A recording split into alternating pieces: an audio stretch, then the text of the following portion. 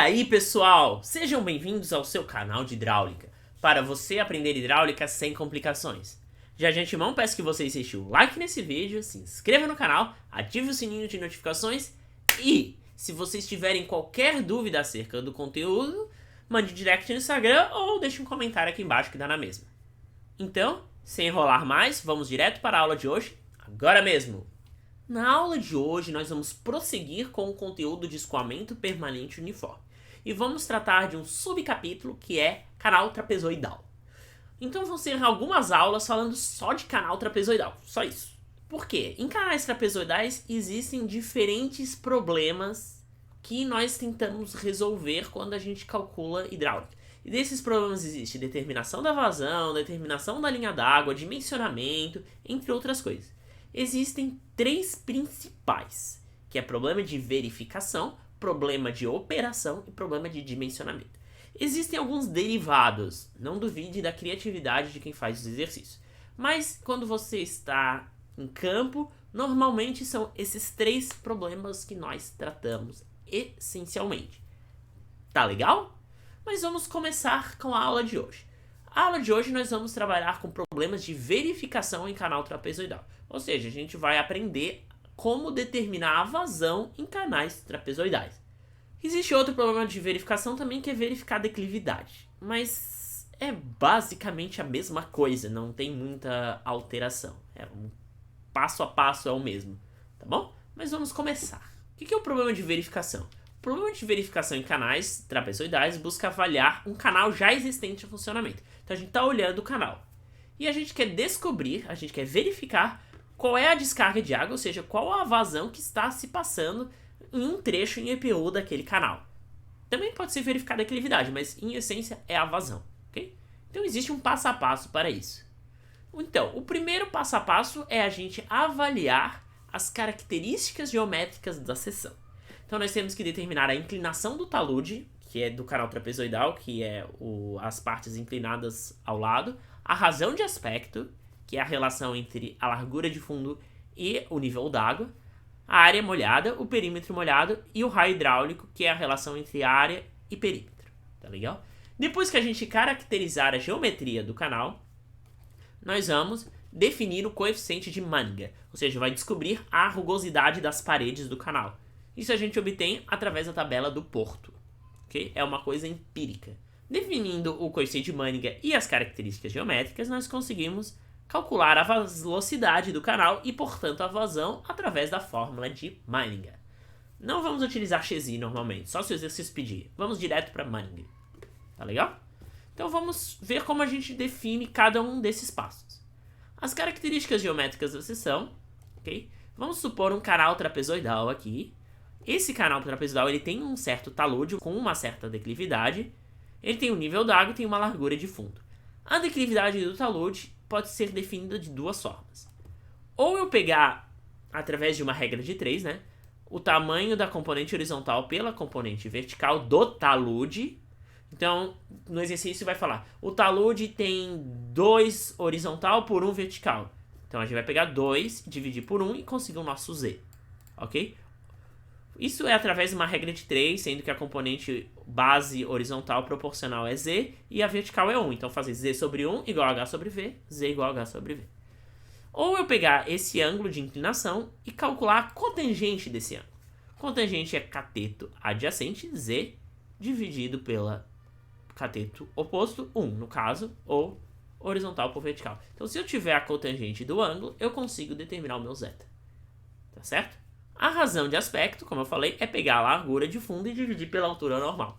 Professor, por que tu fala tanto nessa razão de aspecto? Simplesmente porque ela é fundamental, vocês vão ver em 2 aulas, para a gente caracterizar qual é a geometria do canal de máxima eficiência hidráulica, ou seja, de máxima vazão. Mas vamos deixar isso para mais tarde, ok? Lembrando que isso tudo é considerando que os 2 taludes têm a mesma inclinação, mas os taludes podem ter inclinações diferentes. Vai ter Z1 e Z2. A área molhada é a área ocupada pelo líquido. Então a gente pode calcular de 2 formas. HN, que é a altura normal, vezes B, ou seja, a área do retângulo, mais as áreas dos triângulos. Ou vocês fazem geometricamente, HN ao quadrado vezes Z. Ou põe em função da razão de aspecto, onde B é igual a M vezes HN, eu vou ter essa relação aqui, que eu acho mais fácil, tá certo? Mas tanto faz. O perímetro molhado é o tamanho do contorno, então é essa base, ou seja, B, mais os dois taludes, duas vezes HN raiz de 1 mais E ao quadrado.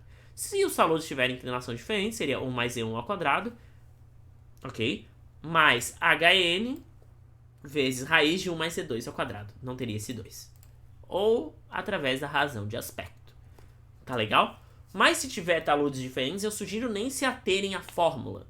Eu sugiro vocês calcularem pela geometria. Fazer Pitágoras, entre outras coisas. O raio hidráulico é pegar essa área molhada e dividir pelo perímetro molhado. Simples, né? Agora, com o ensino de Manning, nós utilizamos as tabelas. Então, tem duas tabelas. Professor, qual que eu uso? A minha sugestão é, se no exercício ele dizer as condições, é um tubo de ferro galvanizado em condições regulares. Se ele dizer a condição, você vai para essa tabela. Se ele não disser a condição, você vai por essa tabela, que essa tabela também está bem descrita. Se vocês forem projetar, tem em asterisco os valores recomendados para projetos de acordo com o material que vocês vão utilizar, ok? Sendo que em condutos circulares, não é o nosso caso, a gente utiliza esse tubos de concreto. Mas por enquanto estamos no canal trapezoidal. O cálculo da vazão é fórmula de Manning. Então velocidade é 1 sobre N, raio hidráulico na 2/3 vezes raiz de S0. E vazão é velocidade vezes a área molhada. Tá legal? Simples, né? Vamos para o exemplo prático, para vocês visualizarem. Então, verificar a vazão, que atravessa um canal de terra retilíneo uniforme com condições regulares, inclinação, ou seja, S0 de 10 cm por quilômetro. O que isso significa? Isso significa que a cada quilômetro, o escoamento desce geograficamente 10 centímetros, entendeu? Em escoamento permanente uniforme, cuja seção está abaixo. Então, o primeiro passo é calcular as características geométricas do canal, ou seja, inclinação do talude, razão de aspecto, área molhada e perímetro molhado. Então, vamos lá. Inclinação do talude, Z, é determinado pela relação entre a horizontal e vertical ou cotangente de beta. Ele não deu a relação entre horizontal e vertical, ele deu beta, que é a inclinação do talude, que é 45 graus. Então, vamos aplicar cotangente de 45, que é igual a 1. O que isso significa? Significa que se essa altura é 3 metros, esse pedacinho aqui também, horizontal, também vai ser 3 metros. Porque o Z relaciona a horizontal com a vertical. Tá certo? Ele relaciona essa proporção, como se fosse uma semelhança de triângulo.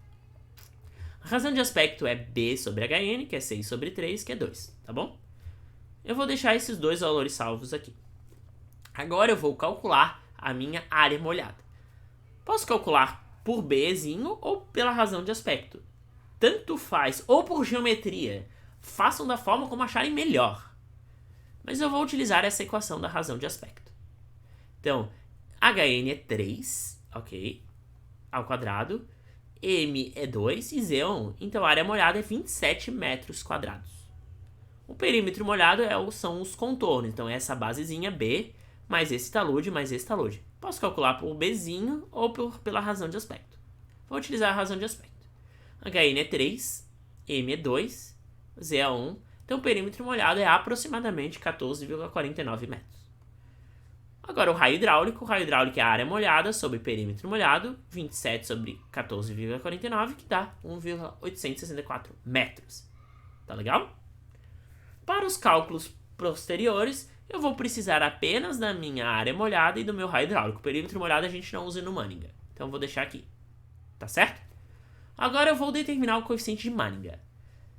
O canal é de terra, retilíneo uniforme em condições regulares. Então, ele dá as condições. Nós vamos para a tabela canal de terra, retilíneo uniforme em condições regulares. Então, canal de terra, retilíneo uniforme em condições regulares, 0,023.